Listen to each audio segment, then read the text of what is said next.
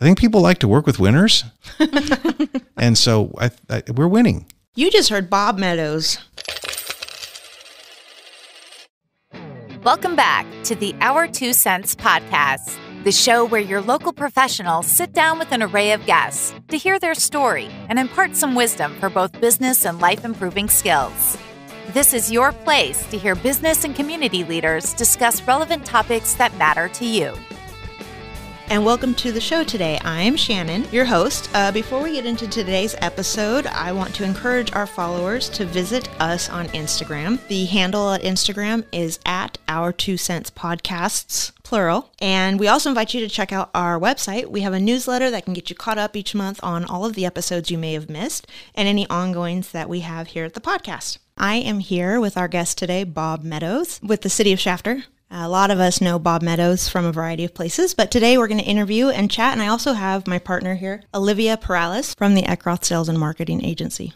Hello, yeah, it's my first time coming on. I'm on the back side of the podcast all the time, so It's kind of nice. Always under the hood, never in the car? Yeah. No one knows who I am, so this is brand new. Well, welcome to the steering wheel. Thank you.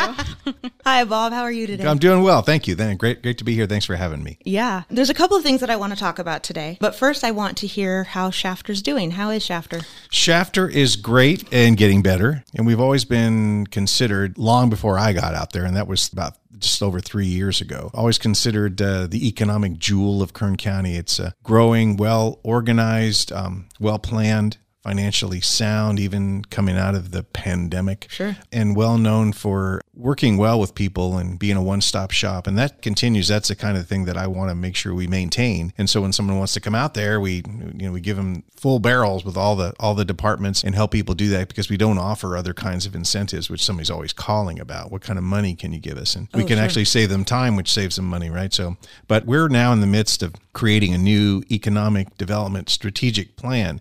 We've got to figure out exactly what we're going to do and where I'm going to direct my energies. And so we've been working with the city council, and they're great about that. I mean, they want the city to grow and grow properly. So we're looking at downtown and other areas. We have new housing developments going in downtown. Actually, some, I don't know if they've announced it yet, but there's a couple of well-known builders that's awesome. Committed to building downtown, which we have Gossamer Grove out there at 7th Standard and on the Shafter side of 7th Standard, because we share a border.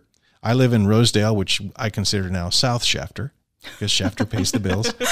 You're there. So it's but those housing developments downtown are really important, because a couple of years ago there's only two new houses built. But Gossamer Grove is going to grow up to 3,500. Ultimately, that'll probably necessitate a new high school over the years. I think Shafter is at about 20,000 people right now, projected to be 30,000 perhaps in 2030. Wow.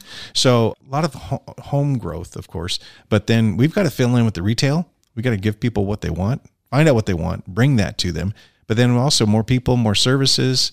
We need more revenue. Right. So it's really important that we do strategically plan now and decide exactly what we're going to do. You could make mistakes along the way, but we find that those discussions with the group of people and the people in Shafter are very savvy. That's really going to help. So distribution centers out at the wonderful industrial park. Well, there's going to be a ton more. Wow. By the time this is done. I think in the next 3 years, watch. We have Amazon. Rumor is we have another big name coming that's under construction. I don't even know. Oh, go on. But I'd have to shoot you, because the city will sign non-disclosure acts. Got it. But agreements. So all of that area is just going to kind of explode. There's roughly 8,000 jobs out there. And so we're probably Is there any worry about filling those jobs? No, actually, and that's a great question, Shannon. Big smile. Let me tell you, I'll tell you, there's going to be probably another 5,000 coming by the time these other distribution centers come and the area expands, and those will be in the $20 to $25 range for sure. But the thing is, recently there was a transportation conference that I went to, and there were representatives from 3 of the distribution centers in Shafter. There was Target, there was FedEx Hub, and then Ross.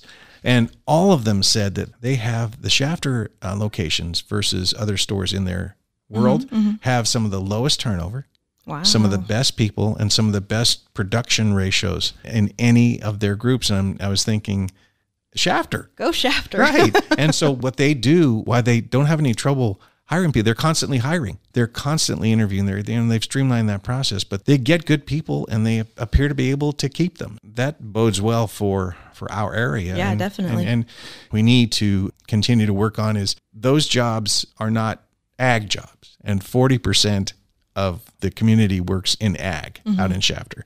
And some of those jobs are being more automated, right? And then the oil industry is beginning to fade, not by any fault of ours. Right.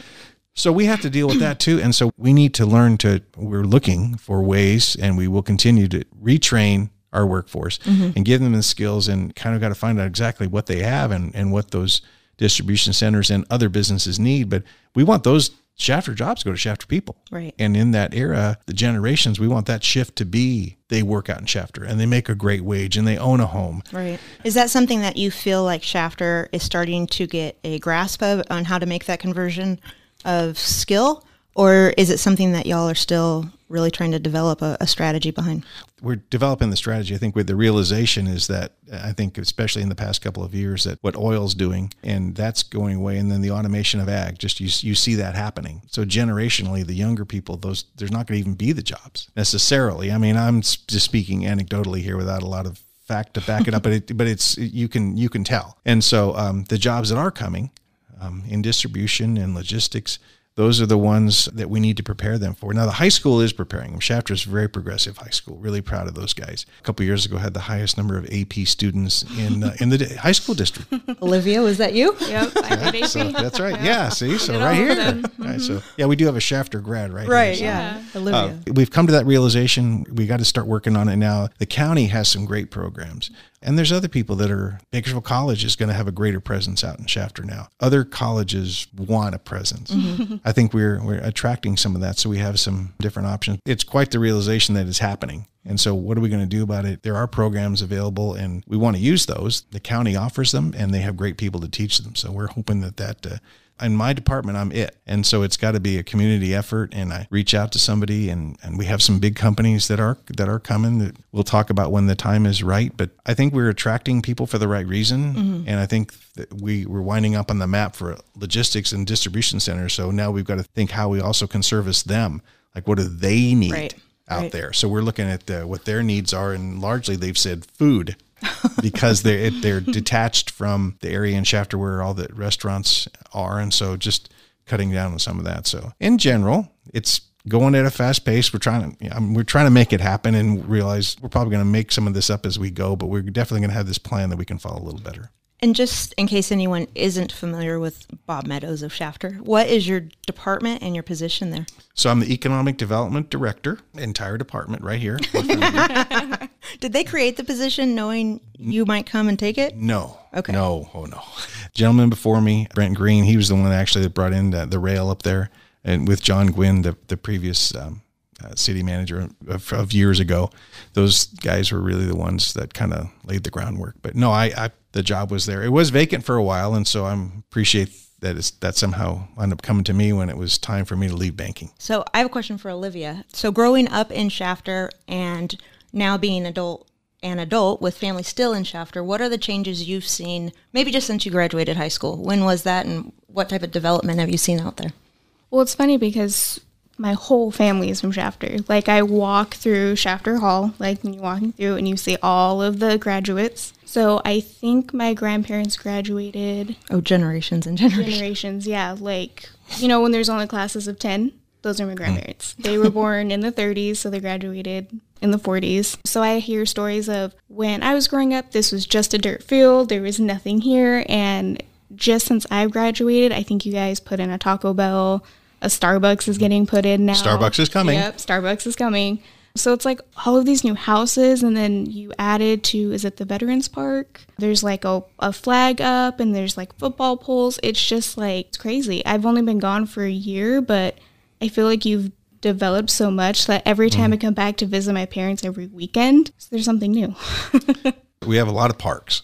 And yeah, as you know, there's a lot of work on the parks, keeping those up, and just put an exercise center in Mantle Park. Rodriguez is looking good. Yeah, and looking to upgrade all of those. Yeah, Veterans Park, I think the soccer fields over there we talked about. So there's constant awareness of that. That keeps kids busy in the proper way. Oh, yeah, or Grimway Academy, that was There's Shafter is small, but there's like 50 million elementary schools. It cracks me up. Oh yeah, and but education is huge. You know, we not everyone knows this. We are one of the few cities with an education department.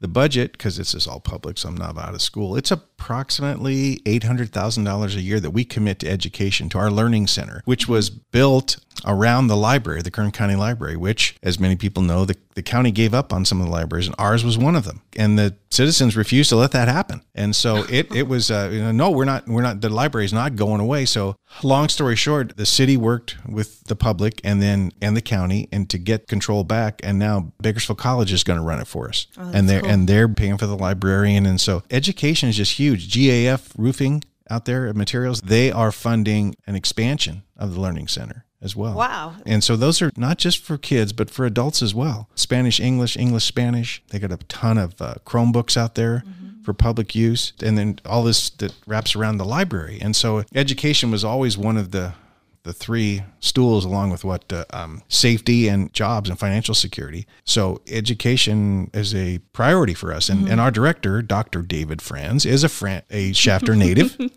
went away, came back, a very familiar story. And his family has big roots there. And he runs that. He's got a great team. It really makes an impact in our community. So teaching those kids, because I often hear people say, I'm leaving.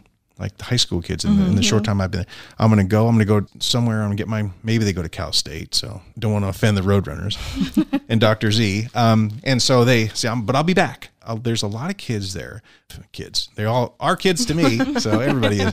Philip Jimenez that runs the rec department. He went to school there, went away to play football and came back. And so he's there running that, and now he's wife, kids, family guy. He's running that. And so that happens.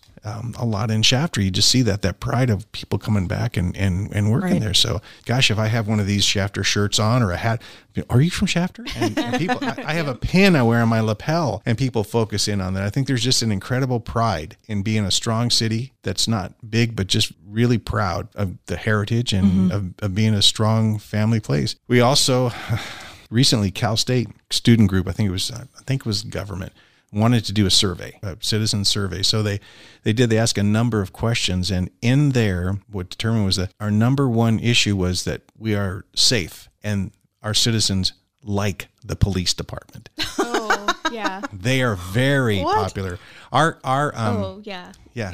Like no tomorrow. Yeah. I thought you were going to say something negative. No, they love the police department. That's awesome. And they really support them. I think even, last year when the governor started letting prisoners out early, and some of them started their trek back home to Shafter. And we saw a group of young officers at one of the restaurants, El Michoacano, our famous Spanish restaurant, Mexican food restaurant, I'm sorry. And these guys were there, and they said, hey, we hear you're going to get busier. He goes, yeah, but we're looking forward to it. We want to let them know we know they're back in town.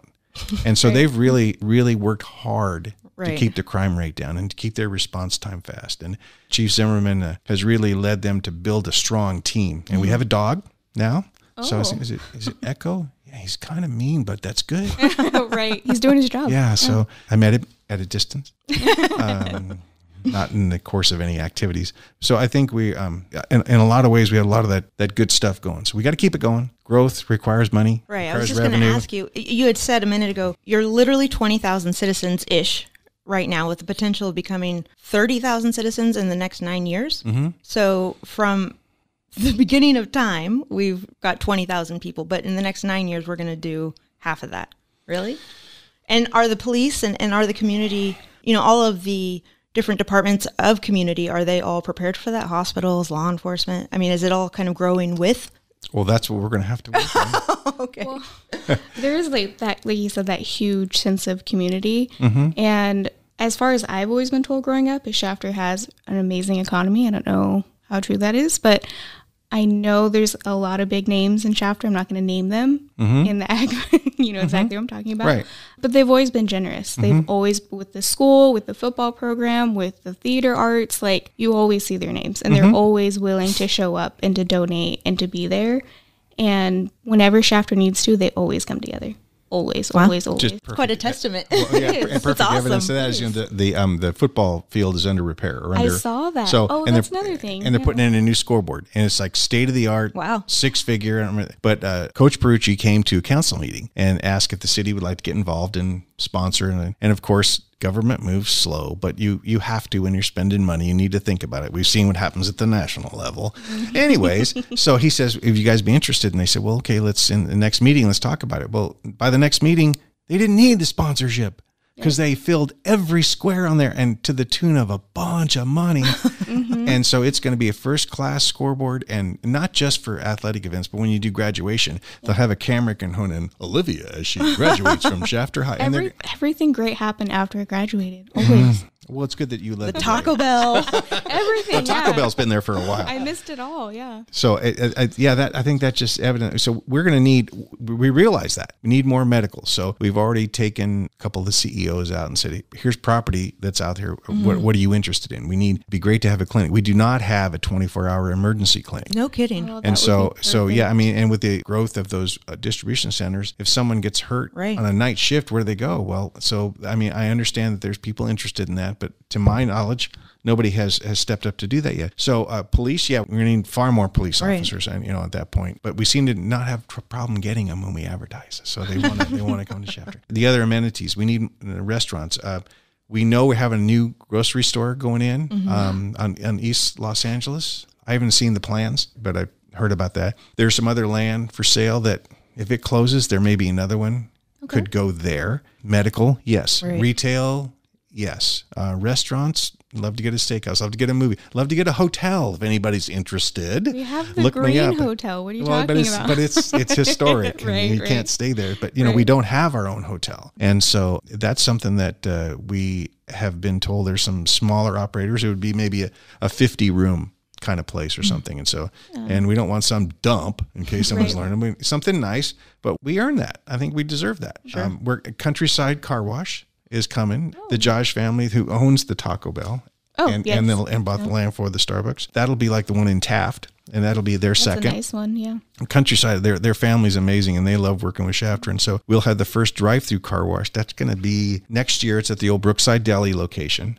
So it's across from City Hall. So that'll be a great investment because we'll look at it every day as we come out there, and they'll catch a bunch of business as you drive through to Wasco and people that go into Bakersfield. They won't. So it's all that stuff's in the works, and it's all to take care of the Shafter people and the ones that are there, and then the ones that are coming. So, but we've got to be, it's understood that you got Gossamer Grove out there, which is right on the tip, and up more of in the southeast part of 37 square miles that we occupy, and that separation. Geographically, they don't have anything out there, but there is, again, if anyone's listening, there's a large, less than 20-acre commercial development that's right next door to Gossamer Grove that's been on the market. And that one, whoever gets that is going to do pretty well because the front is retail and the back is mixed use. We could even perhaps put a police and fire station there maybe. But so it's perfectly located for that, and that would cut down on some of the response time. And that is all the way down from Gossamer all the way down 7 Standard to Target. There are roughly 8,000 lots that are approved Yeah. Right. for development, so that the builders just need to start turning the dirt. And so again, with all that stuff, that could necessitate, as I've heard discussion, a new high school and down the road. So I don't know the timing on that, and maybe it's not in the next 10 years, but definitely it's the direction that we're moving. And I think people like to work with winners, and so we're winning. We're happy to talk to them, and I got 3 calls last week. It was really interesting, and different manufacturing and service and another aspect of business. They're like, okay, let's talk to them. So we'll talk to anybody. And when I run out of talent, which happens quickly, then I just bring in the guys and gals from the other departments, and then we wind up having a discussion, and I try to learn more as we go, and then they in turn can fill in the gaps. And so we give somebody a realistic viewpoint of what it'd be like to come to Shafter. And sometimes that proximity to Bakersfield may be considered a liability, like we're too close. So there's probably some things we'll never get because it's just not big enough Right. to come there and cross over. So you you have to be realistic and know that some things people still go to Bakersfield for. Well, it's funny because growing up, it was always, we have to go into town. Mm-hmm. We have to go into town. We have to go to Bakersfield. You know, like, got to hitch up the horses and go Saddle up right into town. That's right. Yep. Right. And people don't like to do it. If they Right. can stay there and never leave Shafter, they would. If my mom never had to leave, she wouldn't.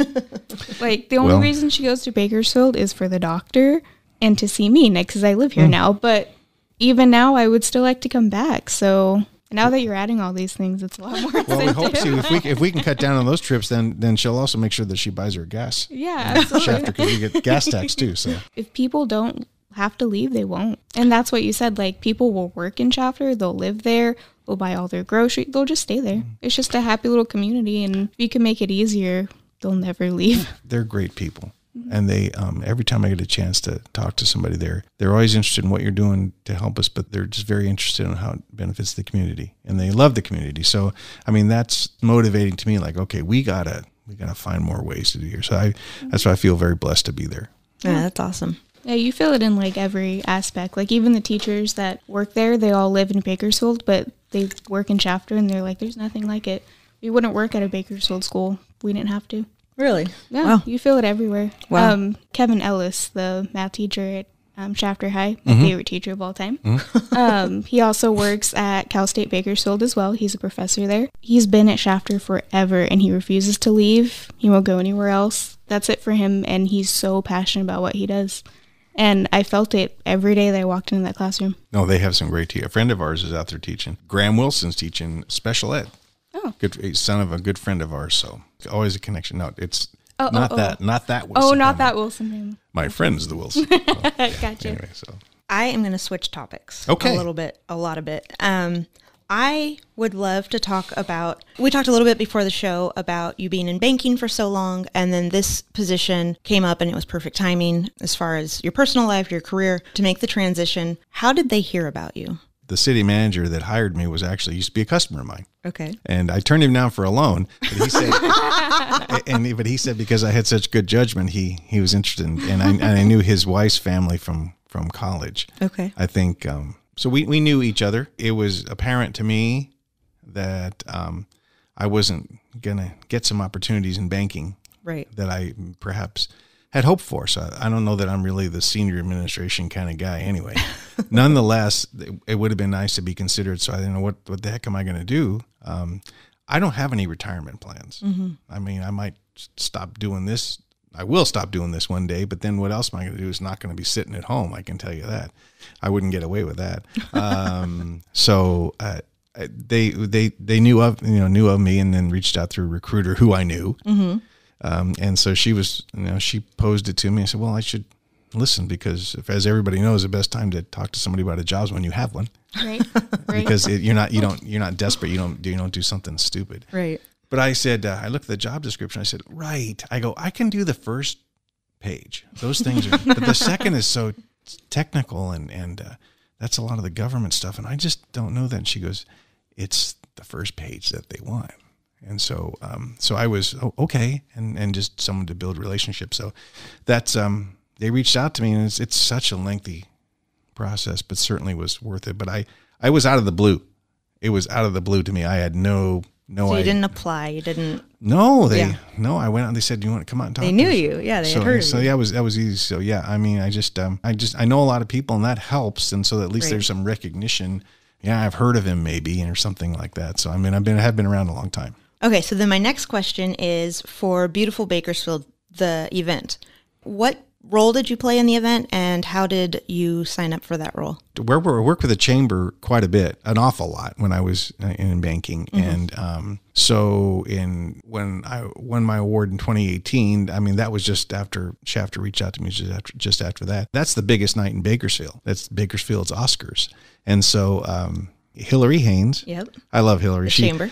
She says, could we use your voice? Because after 60, my voice dropped. So I was really glad for that. So now I have a man's voice. And she said, would you be the one that gets people to their seats? Oh, and okay. so because we can't seem to get that done, and we could record it, but it'd be better live. So they gave me a remote mic.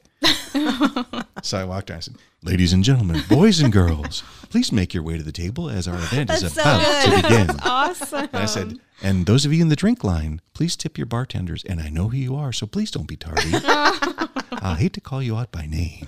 And so, So good. Wow. It was fun. Everything that I know about you this far, we're quite a few years in, frankly, at this point, you and I don't know of anyone that is more well known or just being themselves as you.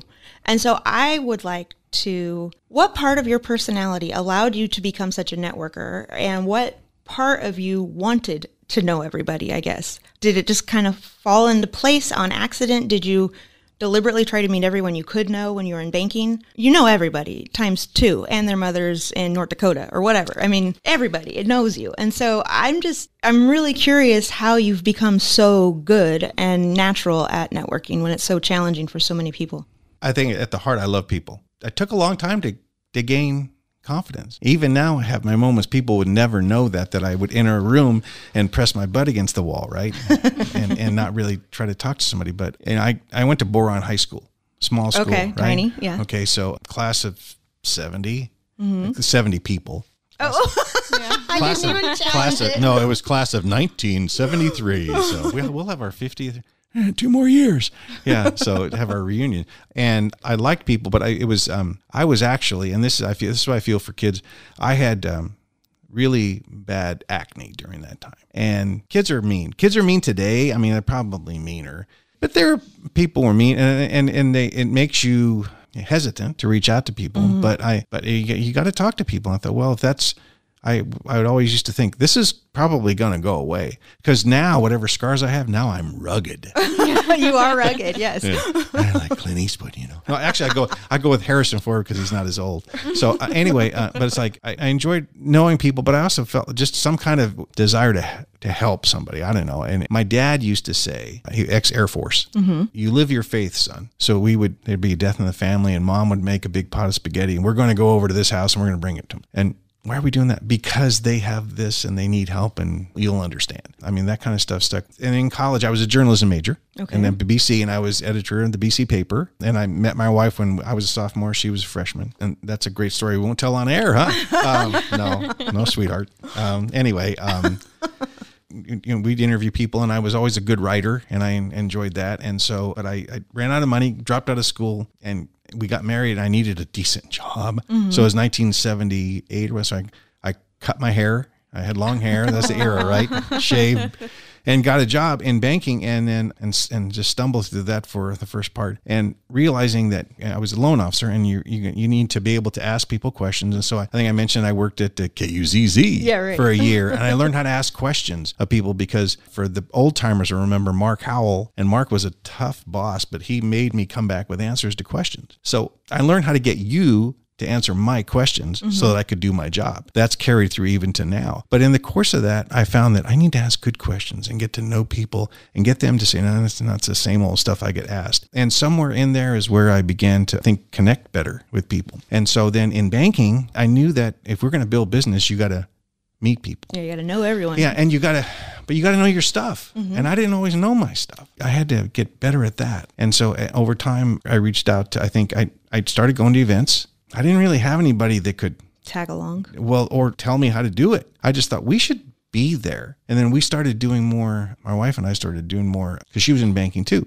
more community events, more volunteering. Mm-hmm. And then I just kind of morphed into that. And I realized, and it was never a plan. Shannon, I never had a plan. The roadmap. I never had a plan. I mean, I was never. I'd love to copy it if you had a plan. I was never a dreamer. I like, what's your dream job? Well, it was going to be a sports writer, and when that didn't happen, I didn't have a backup dream job. Well, I need to take care of us, and I'll figure out what else to do.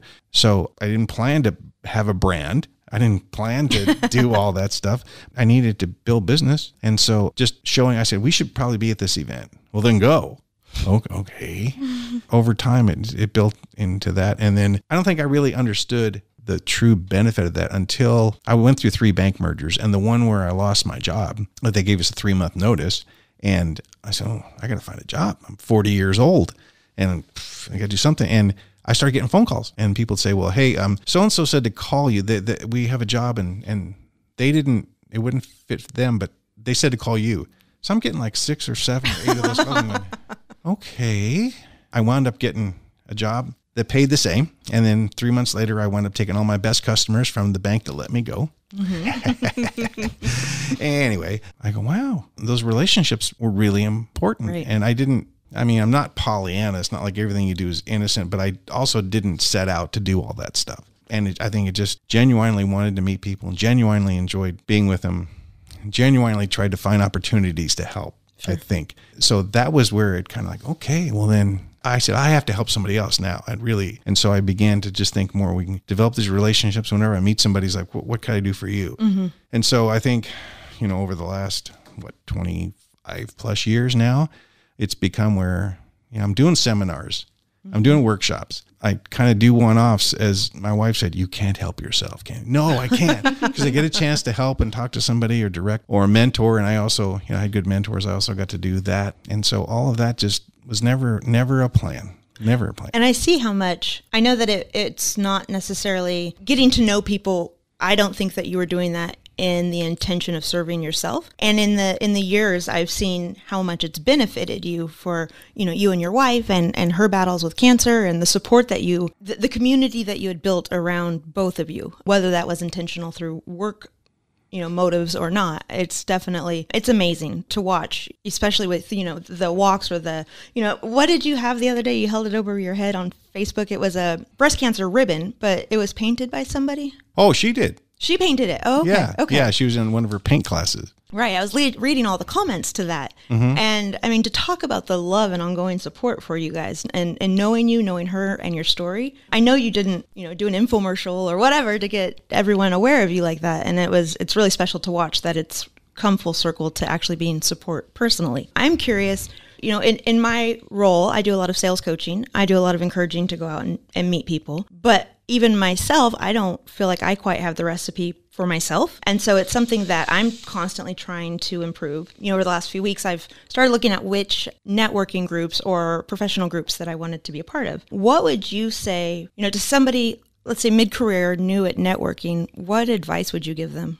Well, I think all the people in service clubs will roll their eyes at this, but I never found value in a service club. I struggle a bit, yeah. Because usually when I was like the fifth banker, and then you go to these events, you don't get to pour a beer. You're taking out the trash.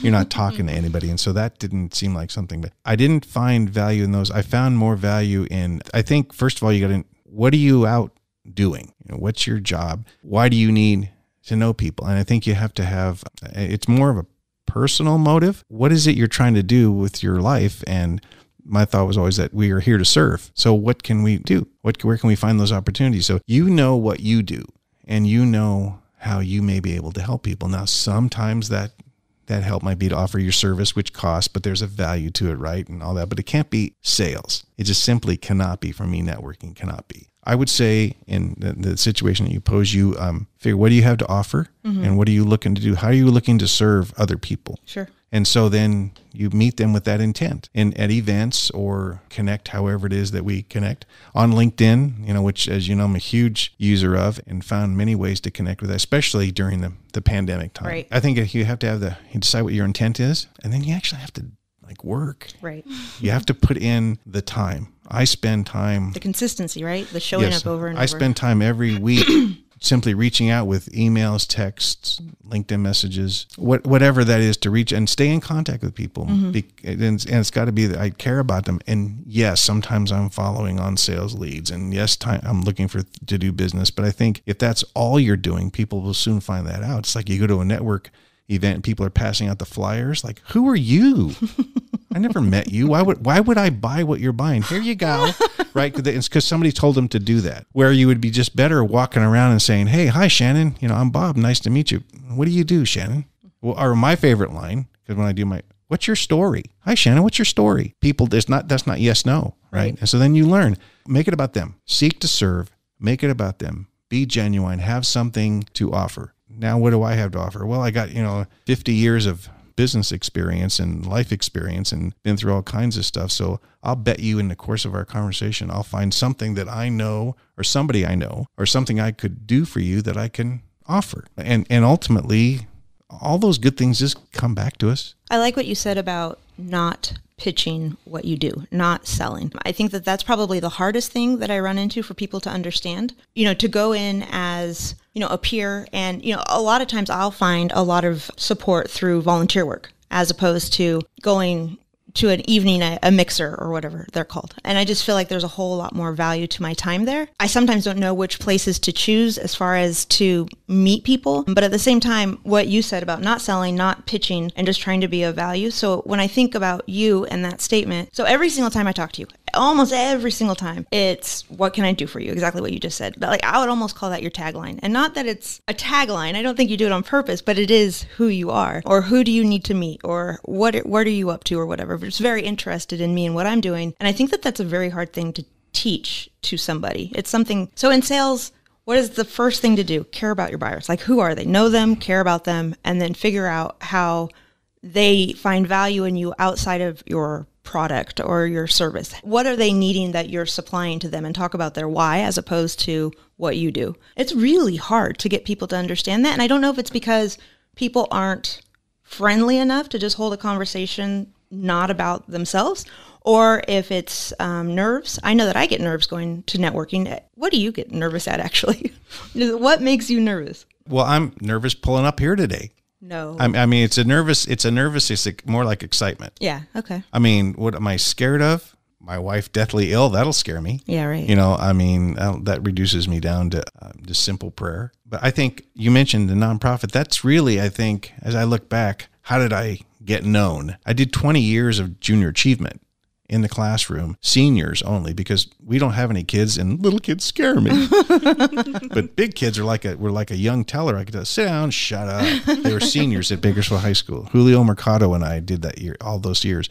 And so I, once a week go in there and talk about economics and work with the kids. But also I did not the glamour stuff, like Relay for Life, putting up the tent, setting up the campsite, right? Right. Being there, doing that stuff. I found if you be of service, and I started like, what do you need? Okay, you need somebody to do that. Then we'll do that. Mm-hmm. This event or that event. United Way. I was in 11 years on the board there. What do you need? What do we need to do? Well, nobody's above that. Like I mentioned my dad's story. I think thinking back to that, we, God places us here to be of service to each other. So what could we do? It was why when there was a mess in my lobby as a bank manager, I cleaned it up. I swept. I was a best dressed janitor, which I was a janitor for a while at BC during summer. But why should I'm not too good to do that. Mm-hmm. And the same thing was with the nonprofits. And so ultimately I was in enough of them at enough events, involved enough that I started to apparently be known again. You're known. Apparently.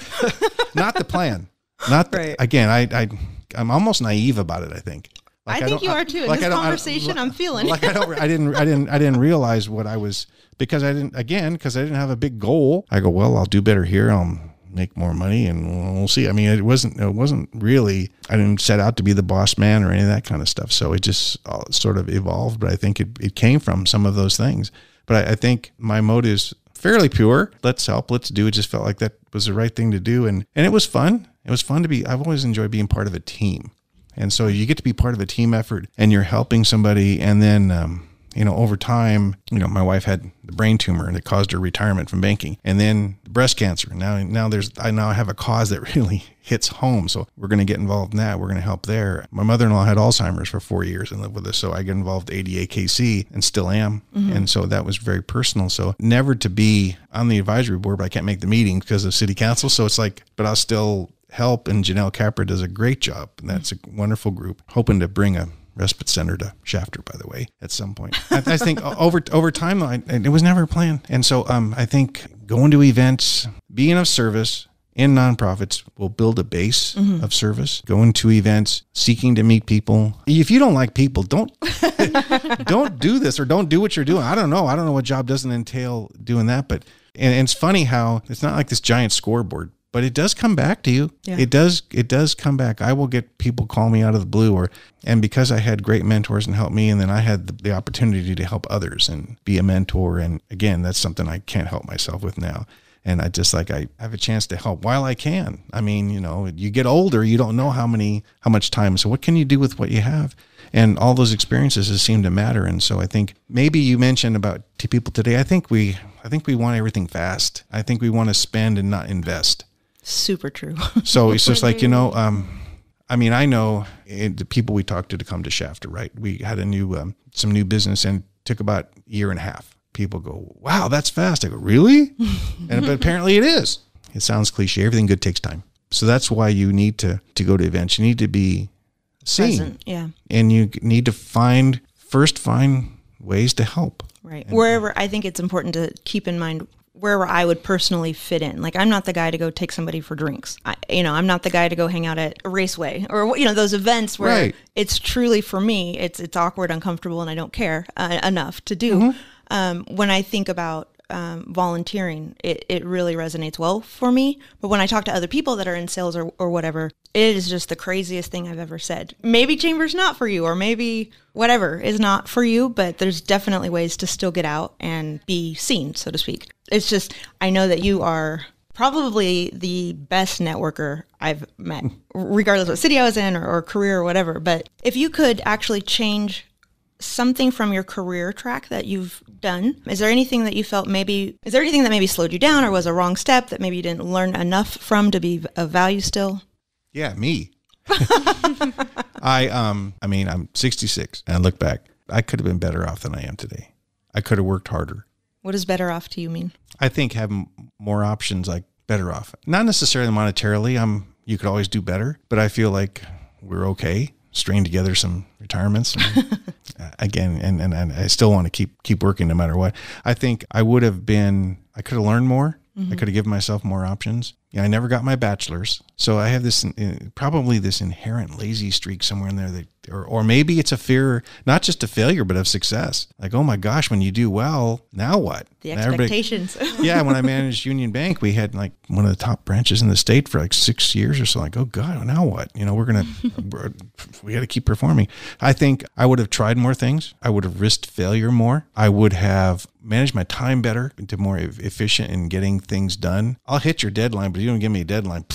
The day before. Yeah. Hey, if it's due at 4:00 at 5 till, that's early. Okay. I definitely work harder. I would learn more, give myself some more options. I would have probably and risked some failure. Maybe I would have allowed myself to dream about a job. I don't know why.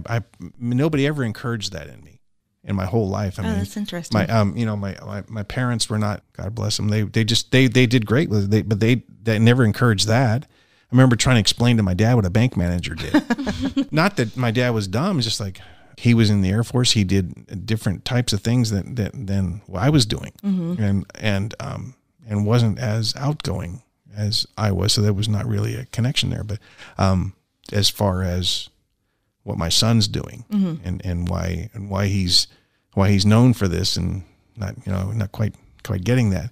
But I think what I tell people now often, because now I get to, because I'm in the Uncle Bob phase of my life, right? So I get to sound off as if I know what I'm talking about. And, but based on the experiences, most of which I often lead with my own mistakes so that you don't make them. And you may have heard me say that a time or two, but I think get out of your own way. Most of us stop ourselves for whatever reason. Fear of this, fear of that. The world is not going to end if you screw something up. Even if you lose your job. I mean, not to be cavalier, but there's others and there's other stuff. So, I mean, honestly, what bad can happen? I mean, I've twice watched my wife, or I wasn't sure she's going to live. Right. Okay. So, like, what else matters? So I think my prayer every day is that I'm where I'm supposed to be, doing what I'm supposed to be doing. But I often say, but if I'm here, I could use a little help.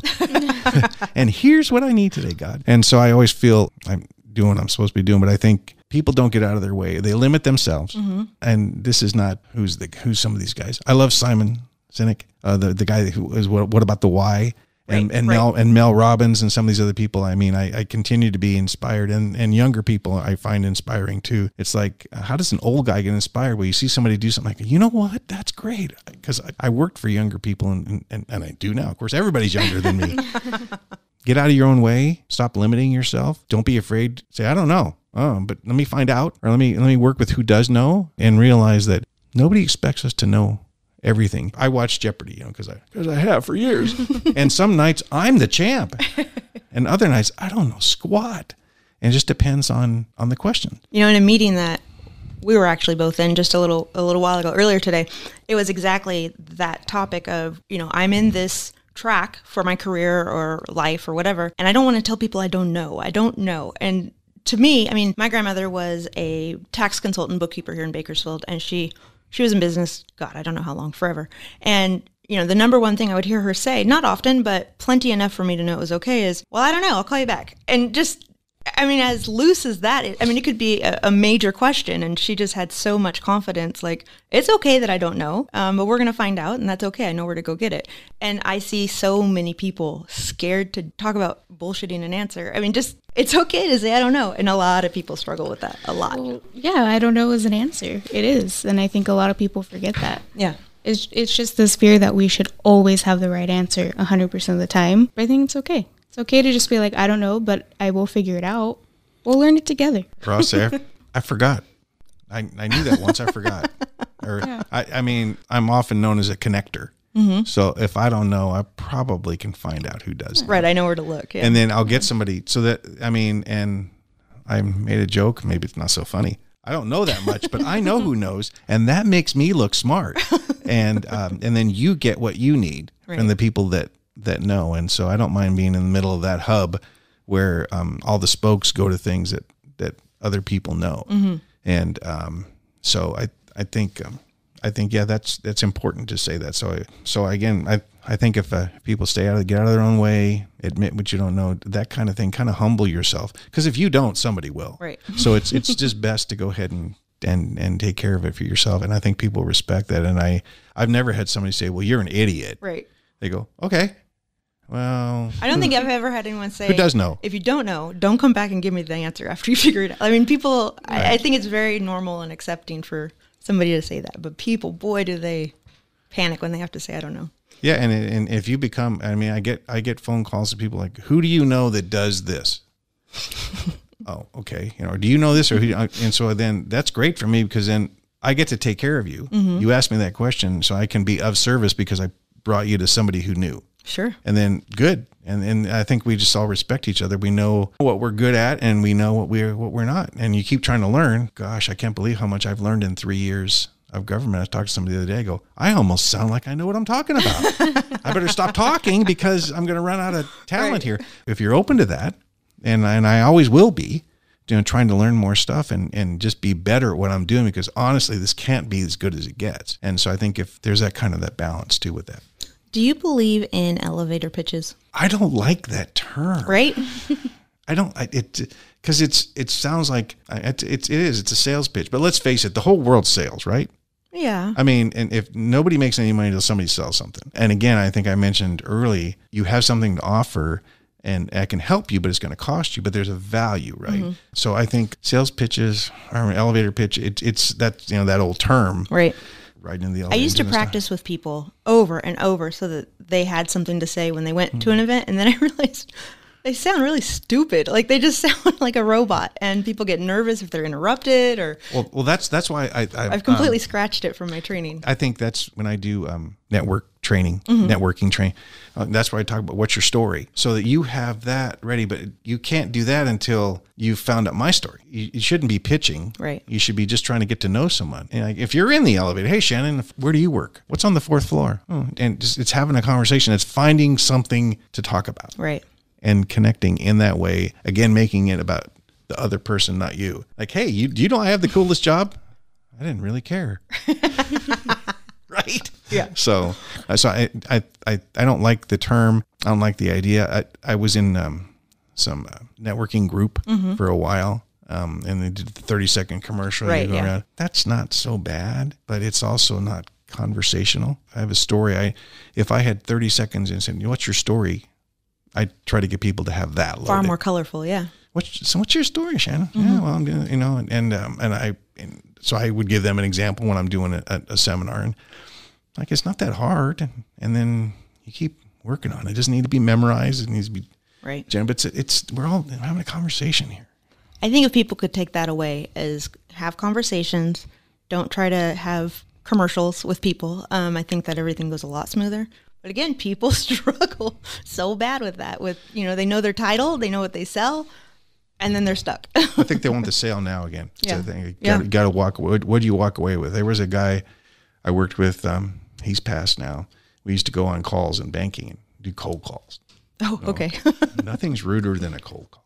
And we're going to walk in here, Bobby. And we walk in, and this guy his butt never leaves the chair. Obviously, we were an intrusion in his day. Oh, right. Yeah. Right. And so we walk in, and so he's talking, not saying anything. I said, well, sir, blah, blah, blah, we'll see you later. Or thanks for your time. And if this happens, please, we'd love to talk to you. And we go out, and he goes, Bob, you really need to leave with something when you go on a sales call. I go, how about our dignity? I go, did you see? He never shook our hand. He never got up. I mean, here we come in 2 suits, and this is a guy who's a more industrial type business. I thought, oh, well, I'm learning how not to do this. Right. There was zero connection. And I thought, God, that's not a good impression. Mm-hmm. So it was all about us. Mm-hmm. And I just felt bad. So I think over the time when I learned that, like, I was making it about me. We make it about them. Funny how everything changes. Mm-hmm. And then maybe Patrick Lencioni's my favorite author, our Bakersfield guy, with his 5 dysfunctions of a team. Sadly, when I first read it, my team had 3 of them. But he has some really great books. Death by Meeting, the one called Getting Naked. It's actually not about that. It was more about helping a customer to grossly simplify, helping and advising someone before they're ever your customer. I go, I like that. I kind of do that. Make some recommendations, make some suggestions, offer some advice before somebody's actually your client. Mm-hmm. I mean, it's a great concept. And so I said, okay, I agree with that. And so that's one I think kind of what we're talking about that works.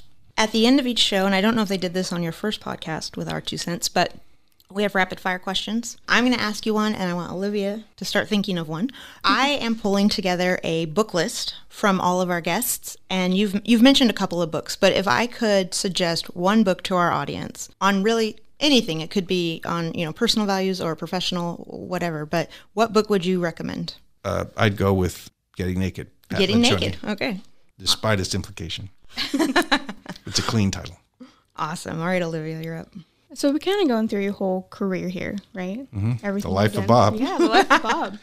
That's quick. We're done with it. Yeah, and I feel like when Shannon asked you, like, what would you have done differently? I feel like it's really easy for us to be our harshest critic. Mm-hmm. But what would you consider to be your greatest achievement? Like, not career, just in your life. Retaining my faith Okay. in God and realizing that's not always easy to do. He knows best. And it's easier to do when I realize how blessed I am, how little I have to complain about. Yeah, absolutely. Like I said, it's easy to get caught up on what we could have done. We could have been different, but I think it's always good to know, what have I done that's awesome and that's amazing. Professionally, I helped a lot of people. I mentored a lot of people, and that is the most satisfying thing. Helping others to be better is hands down the most satisfying thing I've ever done in my career. That's awesome. Okay, well, thank you very, very much, Bob. We're all wrapped up. Thank you for coming. Thank you, Shannon. Thank you, Olivia. Thank you. Another 6 months, right? Every 6 months? We're busy in Shafter. I have more to talk about. Well, thank you so much, and thank you for sitting in, Olivia. Yeah, thank you for having me. This show has been brought to you by the Law Office of Kyle Jones, Troy Burton with the Lynn Company, CPA John Duffield, Scott Hansen Real Estate Lender, Broker and Investor, and Shannon Eckroth with the Eckroth Sales and Marketing Agency, LLC.